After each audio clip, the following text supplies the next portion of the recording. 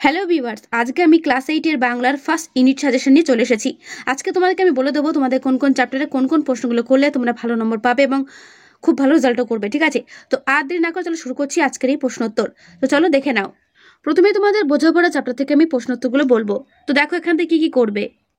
প্রথমে পড়বে উৎস, যে এই বোঝাপড়া কবিতাটি কোথা থেকে নেওয়া হয়েছে। খনিকা কাব্যগ্রন্থ থেকে নেওয়া হয়েছে। এই বোঝাপড়া কবিতা হোক বা অন্য যে কোনো গল্প হোক, তোমরা কিন্তু লেখকের নাম এবং যে গল্পটা বা কবিতার নাম সঙ্গে উৎসটা ভালো করে কিন্তু প্রত্যেকটারই পড়ে নেবে। ঠিক আছে, কারণ অনেক সময় কিন্তু পরীক্ষায় প্রশ্ন জিজ্ঞাসা করে যে এই কবিতাটা কোথা থেকে নেওয়া হয়েছে বা এই গল্পটি কোথা থেকে নেওয়া হয়েছে। তাই উৎসটা কিন্তু ভালো করে প্রত্যেকেরই পড়তেই হবে। প্রথমেই সেটা বলে রাখছি। প্রথম প্রশ্ন, সেইটে সবার চেয়ে শ্রেয়। কোন কবিতার অংশ এখানে কাকে শ্রেয় বলা হয়েছে? দেখো, আলোচ্য পঙ্ক্তিটি কবি গুরু রবীন্দ্রনাথ ঠাকুরের রচিত বোঝাপড়া কবিতার অংশ। এখানে সকলের সঙ্গে ঝগড়া বিবাদ করে মরার চেয়ে মানিয়ে নিয়ে বেঁচে থাকলেই বা থাকাকেই শ্রেয় বলা হয়েছে। ভালো করে করবে। এরপরে প্রশ্ন, মনের আজ কহ যে কবি মনকে কি করতে বলেছেন? বোঝাপড়া কবিতায় রবীন্দ্রনাথ আর কি বলেছেন যে ভালো মন্দ যাই আসুক না কেন, সত্য বা বাস্তবকে সহজভাবে গ্রহণ করতে হবে। মানুষের অবহেলা, অপ্রত্যাশিত বিপর্যয়, বন্ধু বা স্বজন বিচ্ছেদ, অবিচার, বঞ্চনা, ভাগ্যের প্রতি দোষারোপ সব সরিয়ে রেখে নতুন উদ্যমে জীবনকে গড়ে তোলার চেষ্টা করতে হবে। এর মধ্যে দিয়ে প্রকৃত সুখ খুঁজে পাওয়া যাবে। ঠিক আছে, তারপরে প্রশ্ন, কিভাবে সুখের বন্দরে আসা যায়? অনেক ঝঞ্ঝা কাটিয়ে তবে সুখের বন্দরে পৌঁছানো যায়। তারপরে প্রশ্ন, সেইটে সবার চেয়ে শ্রেয়, কোনটিকে শ্রেয় বলেছেন? দেখো, এই প্রশ্ন কিন্তু বারবার আসছে। রবীন্দ্র ঠাকুরের মতে প্রতি মুহূর্তে সবার সঙ্গে ঝগড়া করে মরার চেয়ে সদ্ভাবের সঙ্গে মানিয়ে নিয়ে বেঁচে থাকাকে শ্রেয় বলেছেন। সেইখানে হয় জাহাজ ডুবি। কোথায় জাহাজ ডুবি হয় বলে কবি মনে করেছেন? দেখো, সব ঝড়ঝঞ্ঝা কাটিয়ে ওঠার পর জাহাজ যাত্রীর মনে যখন বন্দরে পৌঁছানো নিয়ে আবার কোনো শঙ্কা থাকে না, তখনই অপ্রত্যাশিতভাবে জাহাজ ডুবি ঘটে। তারপরের প্রশ্ন, কখন আধার ঘরে প্রদীপ জ্বালানো সম্ভব? দেখো, আমিত্ব ও অহংবোধ পরিত্যাগ করে মানুষকে জগৎ সংসারের সঙ্গে মানিয়ে চলতে হবে। পাশাপাশি ভাগ্যের প্রতি দোষারোপ বন্ধ করে বাস্তব পরিস্থিতির সঙ্গে জীবনকে খাপ খাইয়ে নিতে হবে। তবেই একাকিত্বের অন্ধকার দূর করে প্রদীপ জ্বলে উঠবে, জীবনও ভরে উঠবে আলোয়। তারপরে প্রশ্ন, বিধির সঙ্গে বিবাদ করে মানুষ কি করে? মানুষ বিধি বা ভাগ্যের সঙ্গে অযথা বিবাদ করে নিজের পায়ে কুড়ুল মারে। তারপরে প্রশ্ন, বোঝাপড়া কবিতায় কবি মনকে কি বলতে চেয়েছেন? Very very important. অথবা মনের আজ কহ যে মনকে কবি কি বলতে চেয়েছেন? বোঝাপড়া কবিতায় কবি মনকে বলতে চেয়েছেন যে ভালো মন্দ যাই আসুক, সত্যকে সহজভাবে স্বীকার করতে হবে। ওকে, তারপরে প্রশ্ন, বোঝাপড়া কবিতাটি কোন কাব্যগ্রন্থের অন্তর্গত? এটা আমি একটু আগে প্রথমেই বলেছি, যেটা খনিকা কাব্যগ্রন্থের অন্তর্গত। তারপর মান্ধাতার আমল থেকে, মান্ধাতার আমল বলতে কি বোঝো? মান্ধাতার আমল একটি প্রচলিত বাগধারা। মান্ধাতা ছিলেন অতি প্রাচীনকালে এক সূর্যবংশী এক রাজা। বহু প্রাচীনকালের অনুষঙ্গ ব্যবহার করতে মান্ধাতার আমল কি করা হয়? বাগধারাটি প্রয়োগ করা হয়, মানে প্রাচীনকাল বোঝানোর জন্য। ঠিক আছে, তারপরে প্রশ্ন, বোঝাপড়া কবিতায় কবি প্রকৃতপক্ষে কোন বোঝাপড়ার কথা বলেছেন? দেখো, বোঝাপড়া কবিতায় কবি প্রকৃতপক্ষে মনের সঙ্গে বোঝাপড়া অর্থাৎ সহিষ্ণুতা অভ্যাস করার কথা বলেছেন। মান্ধাতার আমল থেকে চলে আসছে এমনই রকম। কবি কোন রকমের কথা বলছেন? দেখো, এমনই রকম বলতে মানুষের স্বভাবের বৈচিত্র্যের কথা বলা হয়েছে। পৃথিবীতে নানা ধরনের মানুষ রয়েছে। একজন মানুষ সবাইকে ভালোবাসতে পারে না, কাউকে কাউকে আবার প্রতারণাও করে। সে নিজেও সবসময় মানুষের ভালোবাসা পায় না, কখনো কখনো প্রতারিতও হয়। জীবন পথে চলতে গেলে ফাঁকি দেওয়া, প্রতারিত হওয়াকে এড়িয়ে যাওয়া সম্ভব না। যুগ যুগ ধরে এমনটাই ঘটে চলেছে। এমনই রকম বলতে কবি এই বিষয়টিকেই বোঝাতে চেয়েছেন। তো বোঝাপড়া কবিতা থেকে এই প্রশ্নগুলো ভালো করে করবে, এখান থেকেই কমন পাবে। চলো নেক্সট চ্যাপ্টার। এরপরে হচ্ছে অদ্ভুত আতিথেয়তা। এখান থেকে কি করবে দেখে নাও। প্রথমে দেখো, লেখক কি রয়েছে? ঈশ্বরচন্দ্র বিদ্যাসাগর। ঠিক আছে, লেখকটা ভালো করে পড়বে এবং তার সঙ্গে উৎস কি না একখান মঞ্জুরি থেকে নেওয়া হয়েছে। ঠিক আছে, অদ্ভুত আতিথেয়তা শীর্ষক রচনাটি ঈশ্বরচন্দ্র বিদ্যাসাগর রচিত একখান মঞ্জুরি বা আখ্যান মঞ্জুরি গ্রন্থ থেকে নেওয়া হয়েছে। এটা ভালো করে মনে রাখবে। প্রথম প্রশ্ন, কোন বিষয়ে কোনো জাতি আরবদের তুল্য নয়? সেটা হচ্ছে আতিথেয়তা বিষয়ে কোনো জাতি আরবদের তুল্য নয়। তারপর, অদ্ভুত আতিথেয়তা গল্পে কোন কোন সেনাপতির প্রসঙ্গ আছে? দেখো, অদ্ভুত আতিথেয়তা গল্পে আরব সেনাপতি ও মুর সেনাপতির প্রসঙ্গ আছে।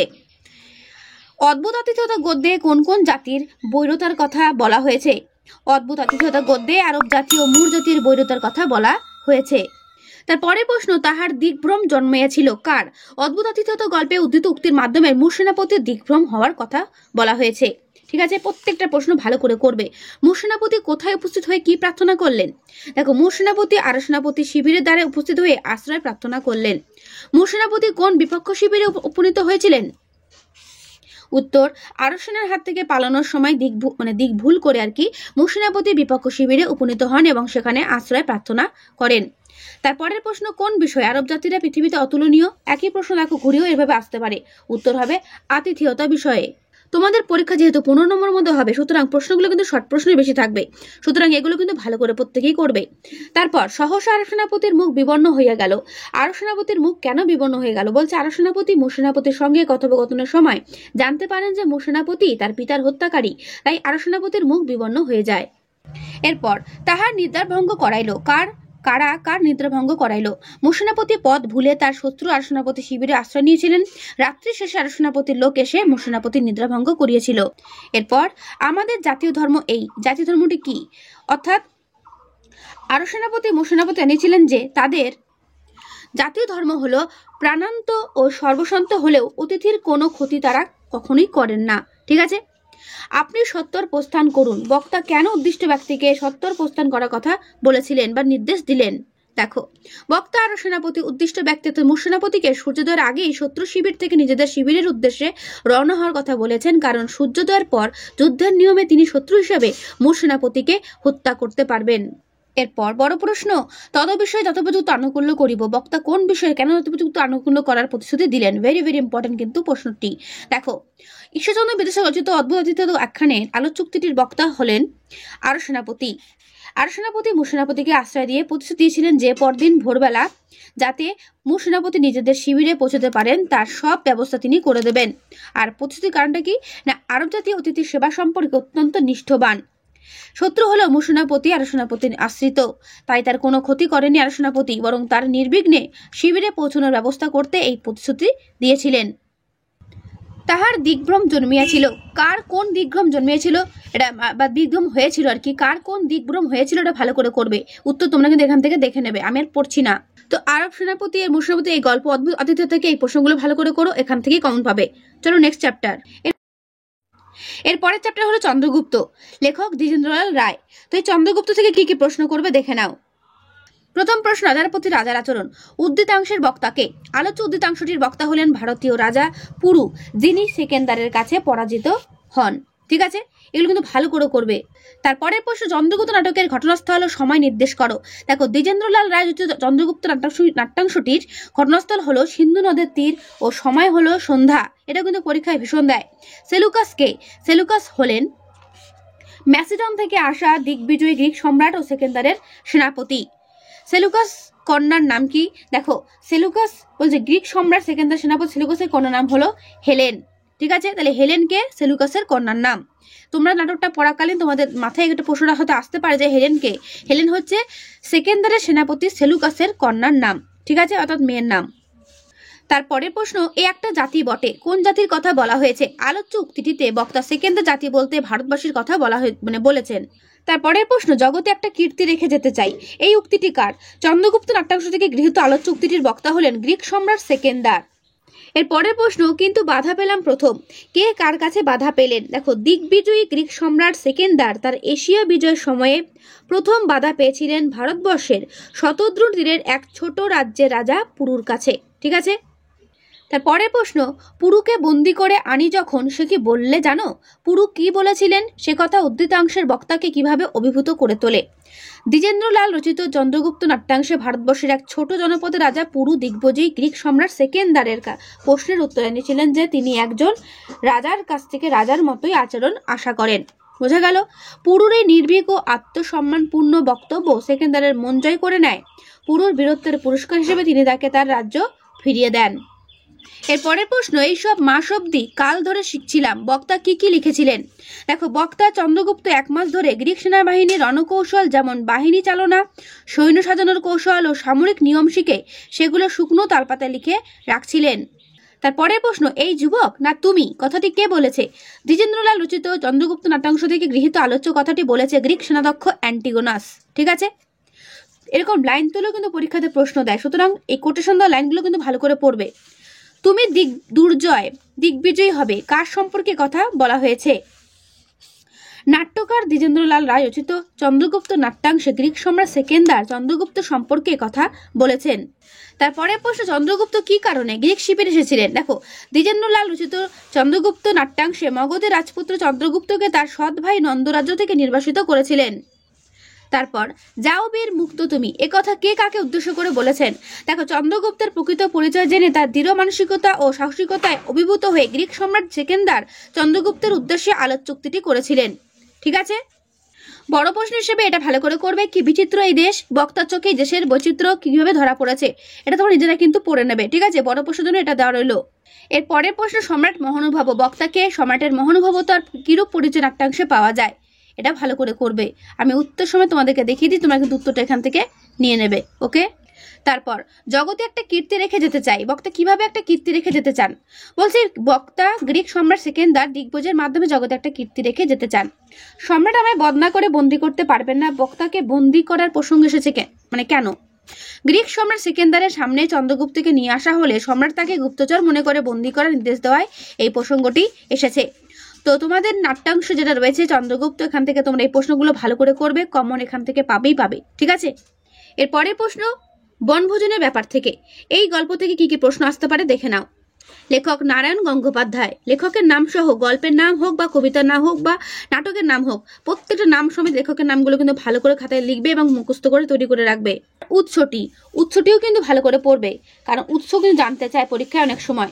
বনভোজনের ব্যাপার গল্পটি কোথা থেকে নেওয়া হয়েছে? না, প্রণব কুমার মুখোপাধ্যায় সংকলিত ও সম্পাদিত টেনিদা সমগ্র গ্রন্থ থেকে নেওয়া হয়েছে। ঠিক আছে, প্রথম প্রশ্ন, বনভোজনের উদ্যোগ কাদের মধ্যে দেখা গিয়েছিল? টেনিদা, হাবুল, প্যালারাম আর ক্যাবলার মধ্যে বনভোজনের উদ্যোগ দেখা গিয়েছিল। বনভোজনের জায়গাটা ঠিক কোথায় হয়েছিল?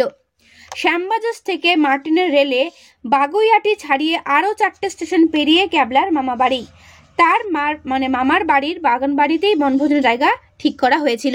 ঠিক আছে, তারপরে প্রশ্ন, রাজহাঁসের ডিম আনার দায়িত্ব কে নিয়েছিল? গল্পের কথক প্যালা রাজহাঁসের ডিম আনার দায়িত্ব নিয়েছিল, তবে প্যালা রাজহাঁসের ডিমের জন্য ভনটাকে ধরেছিল। তারপরে প্রশ্ন, বনভোজনের বেশিরভাগ সামগ্রী কারা সাবার করেছিল? বনভোজনের বেশিরভাগ সামগ্রী সাবার করেছিল 5-6টা বাদরের একটা দল। কোন খাবারের কারণে বনভোজন ফলভোজনে পরিণত হয়েছিল? বনভোজনের খাবারগুলো কিছু কাদায় পড়ে ও বাকি বাদরের হামলায় নষ্ট হলে বাধ্য হয়ে পাকা জলপাই দিয়ে বনভোজন সারতে হয়েছিল, তাই বনভোজন ফলভোজনে পরিণত হলো। ওটা ভালো করে করবে। এর পরের প্রশ্ন, বনভোজনের উদ্যোক্তা কারা অথবা বনভোজনের উদ্যোগ কাদের মধ্যে দেখা গিয়েছিল? টেনিদা, হাবুল, ক্যাবলা ও প্যালা বনভোজনের উদ্যোগ নিয়েছিল। ঠিক আছে, তারপরের প্রশ্ন, টেনিদা চরিত্র কার সৃষ্টি? উত্তর, নারায়ণ গঙ্গোপাধ্যায়ের সৃষ্টি। বনভোজনের ব্যাপার গল্পের 4 মূর্তির নাম লেখো। উত্তর কি হবে? না, টেনিদা, প্যালা, ক্যাবলা ও হাবুল সেন। ঠিক আছে, বনভোজনের গল্পের বা বনভোজনের ব্যাপার গল্পের লেখককে? উত্তর, নারায়ণ গঙ্গোপাধ্যায়। বলেছিলাম বারবার করে যে লেখকের নাম সমেত কিন্তু গল্পের নাম বা কবিতার নামটা পড়ে রাখবে। উস উস শব্দে নোলার জল টানলো টেনিদা, টেনিদার এমন আচরণের কারণ কি? বনভোজনের খাবারের আলোচনা প্রসঙ্গে হাবুল সেন পোলাও, ডিমের ডালনা, রুই মাছের কালিয়া, মাংসের কোরমা প্রভৃতি মোগলাই খাবারের কথা তোলায় টেনিদার নোলার জল টানলো, অর্থাৎ জিভে জল চলে এসেছিল। পিকনিকে কত টাকা চাঁদা উঠেছিল? পিকনিকে মোট 10 টাকা 6 আনা চাঁদা উঠেছিল। বনভোজনের ব্যাপার গল্পে রান্নার যে তালিকাটি শেষ পর্যন্ত স্থির হয়েছিল সেটি কি লেখো? এটা তো নিজেরই ভালো করে পড়ে নেবে। খিচুড়ি, রাজহাঁসের ডিম, আলু ভাজা, পোনা মাছের কালিয়া, আমের আচার, রসগোল্লা ও লেডিকেনি। টেনিদার কথা অনুসারে বনভোজনের লাস্ট আইটেম কি ছিল? রসগোল্লা ও লেডিকেনি। ঠিক আছে, রাজহাঁসের ডিম আনার দায়িত্ব কে পেয়েছিল? উত্তর হবে প্যালা। তারপরের প্রশ্ন, হাবুল সেন ঢাকাই ভাষায় বোঝাতে লাগলো। ঢাকাই ভাষা বলতে কি বোঝো? হাবুল সেন ঢাকাই ভাষায় কি বোঝাচ্ছিল? ঢাকা অঞ্চলে বাংলা ভাষা যে উপভাষা প্রচলিত তার নাম বঙ্গালী উপভাষা। এই উপভাষারই চলতি নাম ঢাকাই ভাষা। হাবুল সেন টেনিদাকে ঢাকাই ভাষা বোঝাচ্ছিল যে প্যালা ও ক্যাবলা যতই বলুক না কেন মোগলাই খানা ছাড়া পিকনিক হবে না। তারপর টেনিদার চিরিং করে লাফিয়ে উঠল। টেনিদা লাফিয়ে ওঠার কারণ কি? মোগলাই খাবারের পরিবর্তে প্যালা, শুক্তো, বাটি চচ্চড়ি এবং ক্যাবলা পশ্চিমের কুদ্রু ও ঠেকুয়া প্রভৃতি খাবারের কথা তুললে টেনিদা বিরক্তিতে রেগে গিয়ে লাফিয়ে উঠেছিল। তারপরের প্রশ্ন, ডিমের ডালনার 12টা বেজে গেল কথাটি কে বলেছিল? হাবুল সেন কাদায় আচার খেয়ে পড়ার সময় সব ডিম নষ্ট হয়ে গেলে ক্যাবলা উক্তিটি করেছিল। ঠিক আছে, কোন উক্তি কে করেছিল ওটা ভালো করে করবে। আমের আচারের একটা বেজে গেল, বক্তাকে উল্লিখিত উক্তিটির বক্তা হলো ক্যাবলা। এরকম লাইন তুলে কিন্তু প্রশ্ন দেবে যে কে এই কথাটি বলেছিল, কারণ অনেকগুলো ক্যারেক্টার কিন্তু এই গল্পের মধ্যে রয়েছে। তারপরে প্রশ্ন, হাবুল সেনের আবিষ্কারকে কোন আবিষ্কারের সঙ্গে তুলনা করা হয়েছে? হাবুল সেনের পাকা জলপাই আবিষ্কারকে কলম্বাসের আমেরিকা আবিষ্কারের সঙ্গে তুলনা করা হয়েছে। তারপরে প্রশ্ন, দ্রাক্ষা ফলের আরেকটি নাম কি? দেখো, দ্রাক্ষা ফলের প্রচলিত নামটি হলো আঙুর। আঙুরকে আর এক ভাষায় দ্রাক্ষা ফল বলা হয়। তারপরে প্রশ্ন, যেন শোকসভা কখন এবং কেন এই অবস্থা হয়ে উঠেছিল বা হয়েছিল, এটা তোমরা এখান থেকে আনসার সমেত করে নেবে। ঠিক আছে, আমি আর পড়ছি না। তারপরে প্রশ্ন, টেনিদা ইউরেকা বলে চেঁচিয়ে উঠেছিল কেন? এটাও তোমরা কিন্তু ভালো করে করবে। ঠিক আছে, আমরা তিনজনই থমকে দাঁড়ালাম। তারা থমকে দাঁড়িয়ে কি দেখলো, ভালো করে করবে। তাহলে বনভোজন ব্যাপার মানে বনভোজনের ব্যাপার গল্প থেকে তোমরা কিন্তু এই প্রশ্নগুলো ভালো করে করবে, এখান থেকে কমন পাবে, এটুকু গ্যারান্টি। চলো নেক্সট চ্যাপ্টার। এর পরের চ্যাপ্টার সবুজ জামা কবিতা, লেখক বীরেন্দ্র চট্টোপাধ্যায়। উৎসটি দেখে নাও, উৎস কিন্তু ভালো করে প্রত্যেকটার করবে। ঠিক আছে, যেগুলো আমি দেখাচ্ছি সেগুলো তো করবেই। সবুজ জামা কবিতাটি বীরেন্দ্র চট্টোপাধ্যায়ের উলুখড়ের কবিতা গ্রন্থ থেকে নেওয়া হয়েছে। ঠিক আছে, উলুখড়ের কবিতা। তো এখান থেকে প্রথম প্রশ্ন, তোতাইবাবুর সবুজ জামা চাই কেন? দেখো, তোতাইবাবু গাছের মতো সবুজ ও প্রাণবন্ত হয়ে উঠতে চায়, তাই তার সবুজ জামা চাই। তারপরে প্রশ্ন, সবুজ গাছেরা কোন পতঙ্গ পছন্দ করে? সবুজ গাছেরা বা প্রজাপতির মতো রঙিন পতঙ্গ পছন্দ করে। সবুজ জামা আসলে কি? গাছেদের সবুজ পাতা যেমন তাদের প্রাণ ধারণে সাহায্যকারী, তেমনই তোতাইবাবুর সবুজ জামা হলো তার প্রাণশক্তির প্রতীক। ওকে, এর পরের প্রশ্ন, তোতাই সবুজ জামা পরলে কি কি ঘটনা ঘটবে? তোতাই সবুজ জামা পরলে তার কাছে প্রজাপতি এসে বসবে আর তার কোলে ঝরে পড়বে একটা, দুটো, তিনটে লাল নীল ফুল। এর পরের প্রশ্ন, কারা সবুজ জামা পরে? গাছেরা সবুজ জামা পরে। ঠিক আছে, তারপরে প্রশ্ন, কার সবুজ জামা চাই অথবা বীরেন্দ্র চট্টোপাধ্যায় রচিত সবুজ জামা কবিতায় কার একটি সবুজ জামা চাই? উত্তর একটাই, তোতাইবাবুর সবুজ জামা চাই। তারপরে প্রশ্ন, গাছেরা কিভাবে দাঁড়িয়ে থাকে? দেখো, গাছেরা এক পায়ে দাঁড়িয়ে থাকে কারণ তারা মানুষের মতো চলতে পারে না। তারপর তোতাই কি পড়বে না? তোতাই স্কুলে যাবে না আর অ আ ক খ পড়বে না। তোতাই স্কুলে যাবে না, তাহলে কি করবে? তোতাই স্কুলে যাবে না, সে গাছের মতো সবুজ জামা পরে প্রকৃতিতে মিশে খেলায় মেতে থাকবে। কখন তোতাই ডালে প্রজাপতি বসবে? না, তোতাই যখন গাছেদের মতো সবুজ জামা পরবে তখন তার ডালে প্রজাপতি বসবে।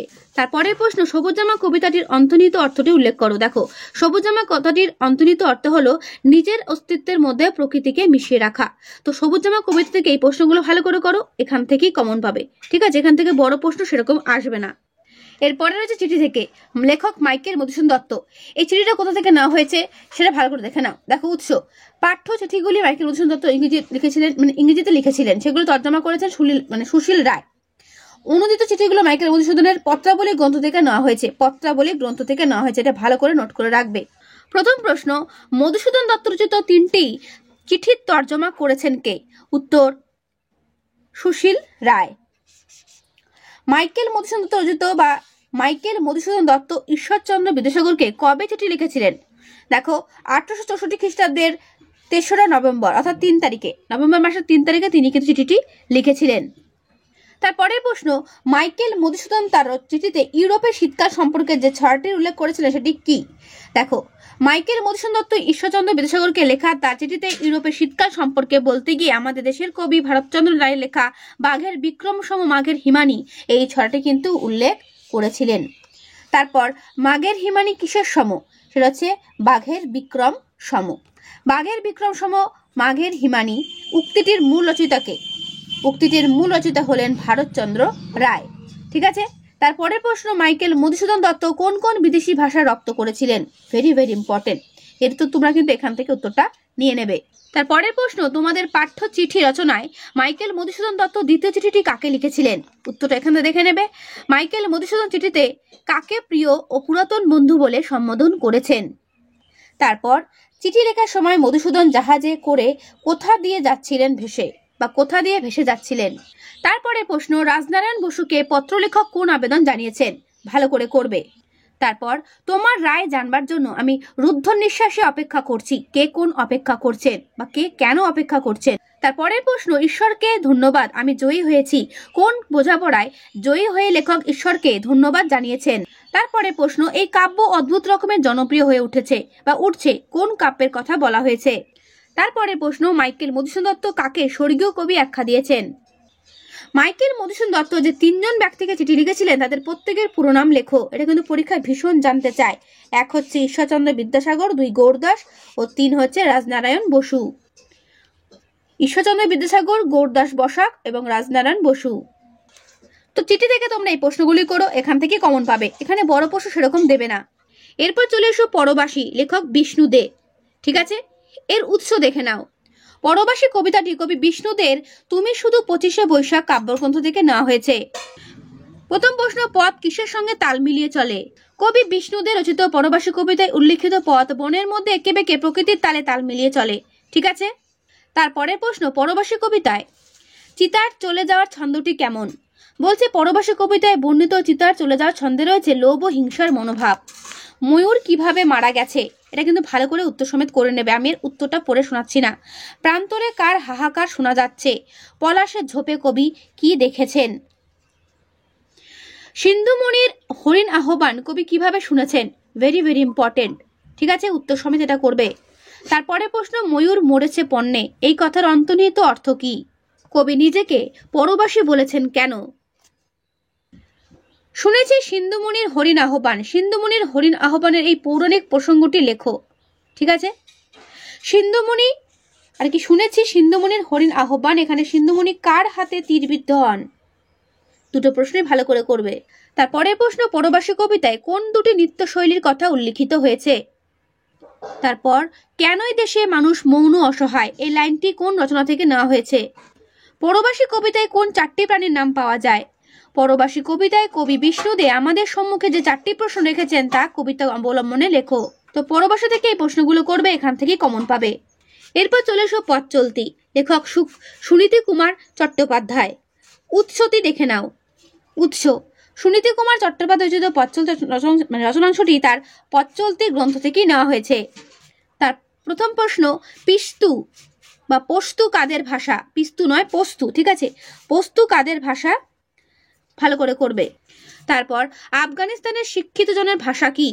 আফগানিস্তানের ফার্সি ভাষার 3টি গুরুত্ব লেখো।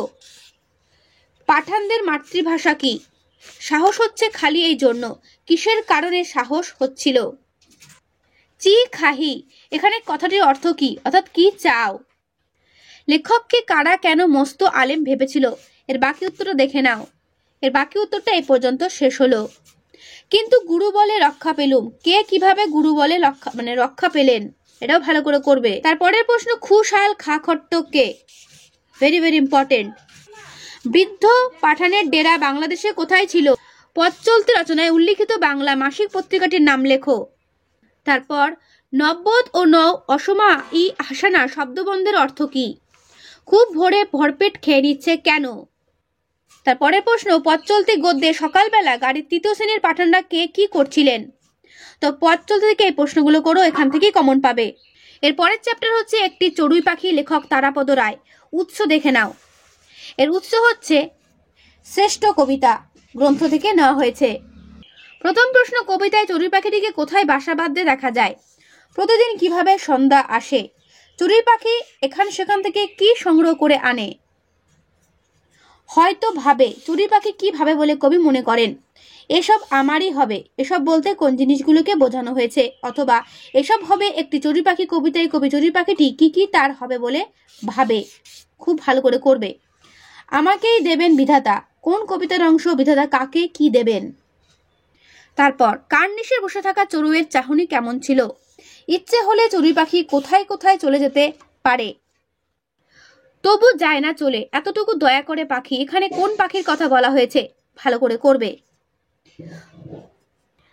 চাহনিতে তাচ্ছিল্য মজার, কার চাহনির কথা বলা হয়েছে? তার চাহনির তাচ্ছিল্য প্রকাশের কারণ কি? তো এই হলো তোমাদের একটি চড়ুই পাখি থেকে ইম্পর্টেন্ট প্রশ্ন, এগুলো ভালো করে করো, এখান থেকে কমন পাবে। তো বাংলা সাজেশন তোমাদের এই হলো। এরপর ভিডিও তোমাদেরকে আমি তোমাদের যেটা পথের পাঁচালী রয়েছে সেখান থেকে আর ব্যাকরণ থেকে সাজেশন দিয়ে দেবো।